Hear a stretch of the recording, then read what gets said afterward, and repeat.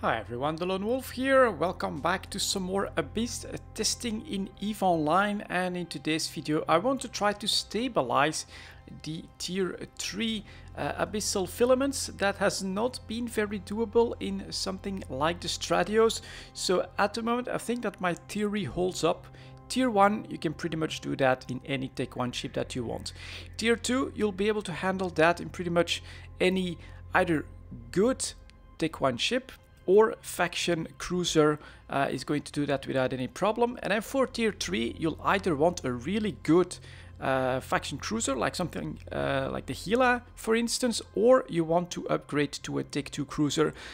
Not to do them, but to basically be really comfortable in them. To be able to say, you know what, I'm just gonna run this and it's really not gonna be a problem. And I think I want to try to do this in the current ship, the Sacrilege. It is the best, I think, objectively, combination of weapons that you can get for PvE. I thought that the suppressor would be a real problem for the missile drone boats, but with their limited range, you can actually get by them pretty quickly. And of course, this is a Tech 2 ship with better resists, so you are cap stable, you've got better tank, and because it's armor tanked, I think it's really great that you can still do the double web for these small rats. And on top of that, I'm also adding a target painter. This time I'm going with the afterburner. Basically, my experiences with the previous ships have shown me that a micro drive is, generally speaking, not gonna be the best choice, I don't think. Although speed is important, basically it's all about your DPS and your tank if you want to survive. That's of course your first goal.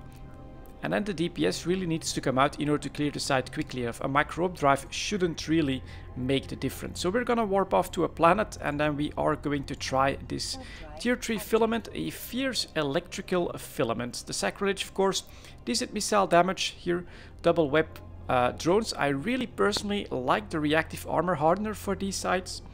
Depending on the type of target, it is going to help with your resistances. And then we have 5 augmented hammerheads for the bigger targets, and then we also have 5 augmented hobgoblins for the wave of small drones that you can get as well. So overall, I think that this should be okay. You'll have much better damage application than with the Stradios thanks to the missiles, and let's see if it works. So we are landing. Let's move a little bit, and let's also see if they fixed some of the bugs. So we are going to use the fierce electrical. Press activate. No sign of the weird "you are invulnerable" message that we sometimes get. This time we are just jumping right into the abyss. And let's take a look at first room electrical. I still don't know by heart what all the different sides do, except that Firestorm is great for armor. So there we go. It's a drone wave, and that's a suppressor at what range? 100 kilometers. So I don't think that I have to worry too much about that one. We are going to activate that hardener, of course. Let's break out some drones, and let's see how my missiles handle the first one. Range 38 kilometers, so that should definitely be doable. And we just want to buy ourselves a little bit of time. Here we got a target painting small drone, but yeah, blap, that one is just straight up gone. Then we've got what looks like a larger drone, a target painting drone. It definitely takes bigger hits from my missiles, so he's gone already. And there we go, one of those tiny, really fast drones. Let's see how they like. Yeah, that's definitely, in my opinion, pretty good damage application. Now with the suppressor on the field, I do want to be a bit careful. There comes the damage. So we are going to switch like this, do a bit of repping as well. Keep an eye on everything from far away. And there we go. Next one. Paint, web, drones on him, missiles on him. And basically you do have enough buffer. And the speed at which I'm taking these guys out is of course a lot better than what we were doing in the Stradios so far. And if you really want to, you can also use your afterburner. I think if you can get a bit more transversal, you'll tank stuff even more easily. And we just have to keep this guy in mind at 80 kilometers. And we are heading, well, that's at 25, so we'll do an orbit at 5k so we can keep some speed going. All E-War. Launching, oh, that's a new icon. That looks good. Still no timer. That is definitely something that I need to report again, I think. It is a big thing, I think, to have the timer so that you know when you're really underpowered for the site or when you're really starting to run into some problems for the site. I do think that that's very important to have that timer. So I hope that this is not a main feature, that you don't actually have a timer there, because, well, it makes little sense to have to just use a stopwatch yourself outside of the client when they could just add a timer there, which is basically what I would do if there would not be a timer visible on these sites. And it's just good information to have to know, well, I'm really starting to lack in DPS for this tier, gotta do something about it. We are also going to put one Hobgoblin drone here. Then let's see if we can attack the next one. Yeah, there we go. That's that facility going down. And now, of course, the DPS is becoming negligible as we are cleaning these drones up quite nicely. That one goes down. Very good. You are next. We are going to pick up the loot. Look at that. That's the missiles. Shields gone. The drones do some damage as well. Blop. Just deleting these small drones. I think that this ship is going to do very well in the Abyss. As I've said, cap stable, great tank, much better damage application. This for me, I think, is going to be my #1 ship to get comfortable in the tier 3s with. So now we still have 2 of those target painting drones. Go like that. Oh, we can't web him because he's actually at 20 kilometers, but blap, he is down. Not too much trouble. Recalling the drones, reloading the precision missiles, and taking the gate. Again, don't really like the fact that we don't see any timers. Another thing that's a little bit different from regular rooms, of course, as you can tell right here, your modules will just keep on going. Orbit at 5k. Let's see, we also have another suppressor. Ooh, and this one, quite interesting. Seems to be... That's actually the facility. Where is... Oh, there's the suppressor. And this is another suppressor. Okay, so we are going to start by firing at these. And what I could try to do this time is actually approach this baby and see if we can get the suppressor to do my work for me and to clear these drones out for me. That could be quite interesting. Also, a good test potentially to see how my missiles will react to the suppressor. So, let's go. We can also whip that guy. Everything is running. And we are approaching this now at 14 kilometers. And do they start to take damage? Or, yeah, they do start to take some damage there. So we're going to see if we can still apply damage with our missiles. Alright, they do hit. I suspect because my target is so close to it. Let's do an orbit at 5,000 or something like that. You're next. You're quite close enough. Blop. Yeah, this is this is definitely the site fighting itself.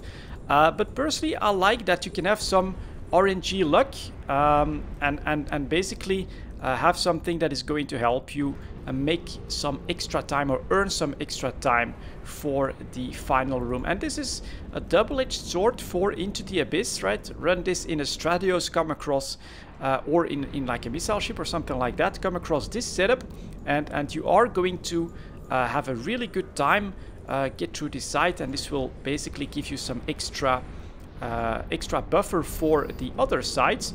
Or you can deal with the exact opposite, of course. You can come up against 3 of those rogue drone battleships, which have a lot of HP, and as a result, yeah, just lack the time because your ship happens to be a big tank, lower DPS type of setup or something like that. So it's very, very interesting in my opinion. And I do think that this is pretty cool. Let's see if my heavy missiles, as we get away from the suppressor, so that's 57 kilometers. That is definitely not bad, and I sort of am getting the feeling here that we are going to encounter a big ship in the next room. So we're gonna pick up the loot, get in there, and actually have the heavy missiles at the ready. And maybe here a microbe drive would make sense, but perhaps something like a pimped out afterburner can be great as well. So at this point, right, I think I've been trying to give you guys the story or my way of testing into the Abyss and how I would have progressed through this if it were to hit on TQ without being able to test it. So I feel very fortunate that I can do all of this testing here on sisi. So I'll be able to prep a couple of ships, do different types of content with different types of ships, and know exactly what's coming. But so up to tier 3, I think I basically want to get comfortable with it, running a cruiser with regular mods, Tech 2 fittings and things like that. For 4 and 5, I do think, oh, and it's more small stuff, and we've got some more suppressors there as well. All right, orbit at 5,000. I don't think that there's anything that's going to threaten my drones at this point, so we're gonna do this. This time we're going to try to take him out, of course. But as I was saying, up to tier 3, I am personally hoping that we can just use the cruisers.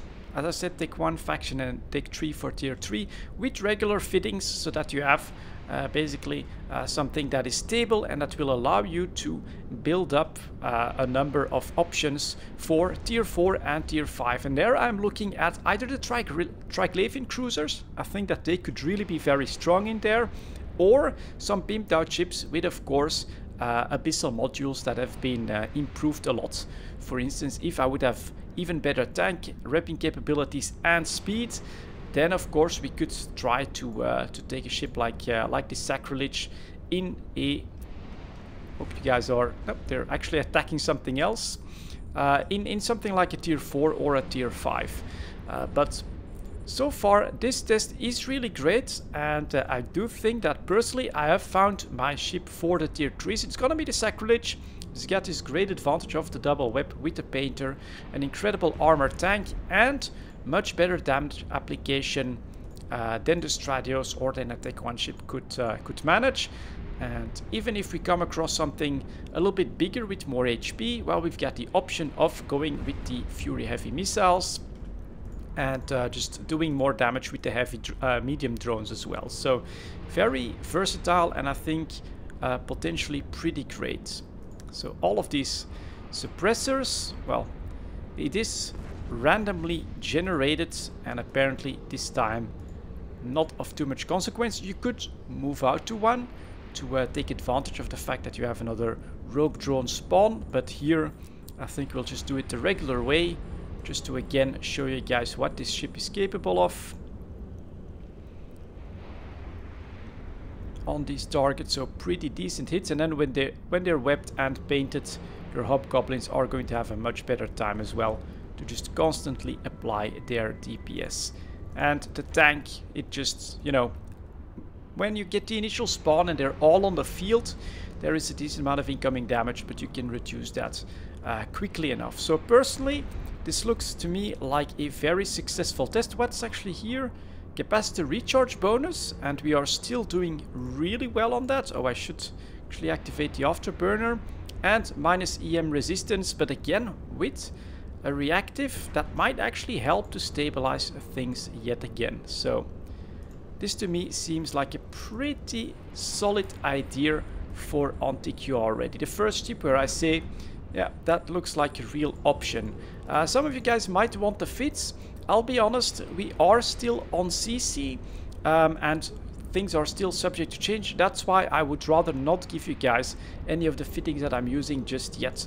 I want the content to come out on TQ first, so that I can then make sure that it all works the way I intend, and then I'll just put the fittings in the bio as we continue our exploration of the Abyss. But right now, sure, this looks like a pretty good option.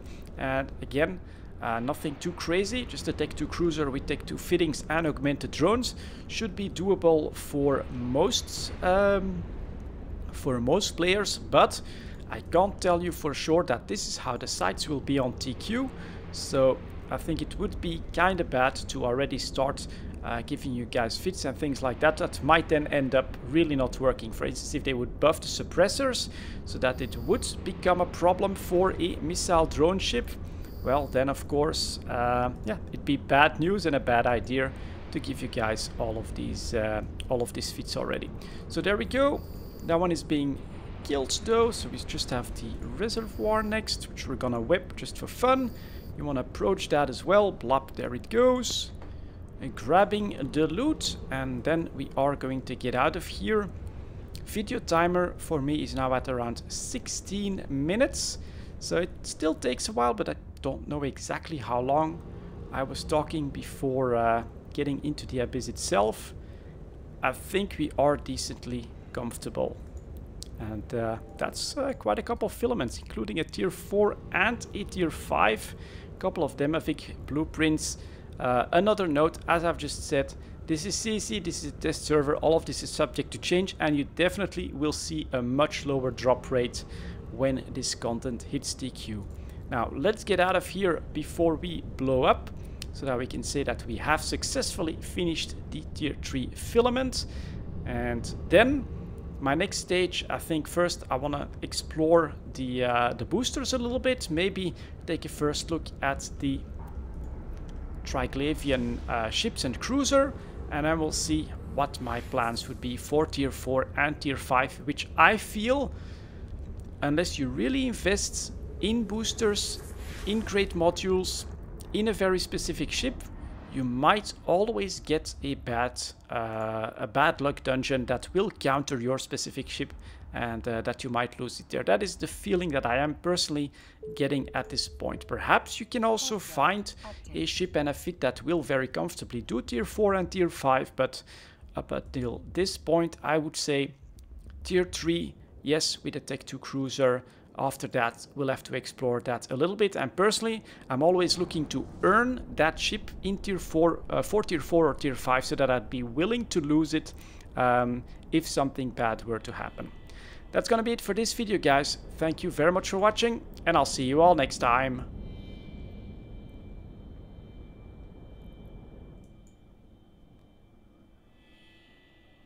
Docking permission requested.